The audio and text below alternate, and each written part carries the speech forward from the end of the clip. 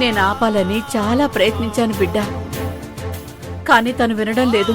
పొద్దున్నే వెళ్ళిపోతాను అంటుంది. ఎందుకో తెలుసా? ఎందుకమ్మా?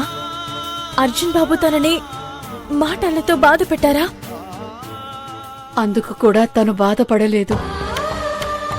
తన వల్ల నీ జీవితం పాడవకూడదని, తనకి పుట్టే బిడ్డ వల్ల నీకు సమస్యలు రాకూడదని తను వెళ్ళిపోవాలనుకుంటోంది.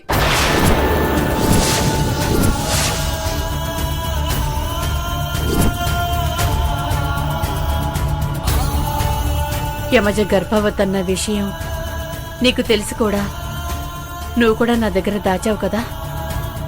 దాచాలని కాదమ్మా, టైం వచ్చినప్పుడు చెప్దామని అనుకున్నాను.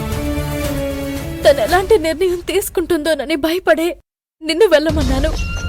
ఎలాగైనా అక్కని వెళ్లకుండా ఆపమ్మా. ఎలా ఆపను బిడ్డ? అదింతకాలం దుర్మార్గంగానే బ్రతికింది, కాని ఇప్పుడు మారింది. తన కోసం కాకుండా చుట్టూ ఉన్న వాళ్ల కోసమే ఆలోచిస్తుంది.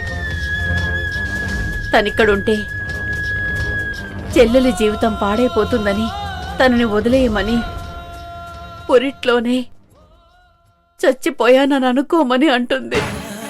లేదమ్మా, మనందరినీ వదిలే అక్కలా వెళ్ళిపోవడానికి వీల్లేదు. ఎలాగైనా అక్కని వెళ్ళనివ్వకుండా ఆపమ్మా. ఎలా ఆపమంటావు కావేరి? తను చెప్పేది కూడా నిజమే. తనిక్కడుంటే నీ జీవితం పాడవుతుంది.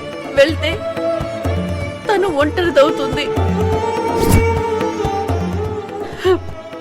ప్రపంచంలో ఏ తల్లికి ఇలాంటి పరిస్థితి రాకూడదు. ఏ బిడ్డ కోసం ఏ బిడ్డను వదులుకోవాలో నాకు అర్థం కావడం లేదు. అమ్మా, భగవంతుడు ఎలా నిర్ణయిస్తే మా జీవితాలు అలాగే జరుగుతాయి. కానీ అక్క ఒంటరిగా వెళ్ళిపోవడానికి వీల్లేదు. తనిప్పుడు ప్రెగ్నెంట్. తనని జాగ్రత్తగా చూసుకోవాల్సిన బాధ్యత మనదే అమ్మా. నిజమే బిడ్డ, కానీ తనిప్పుడు ఎవ్వరు చెప్పినా వినేలా లేదు. అమ్మా, నువ్వేదో ఒకటి చేసి అక్కని వెళ్లకుండా ఆపు. నేను కూడా అక్కని ఆపడానికి ఏం చేయాలో అది చేస్తాను. అలాగే బిడ్డ, ప్రయత్నిస్తాను.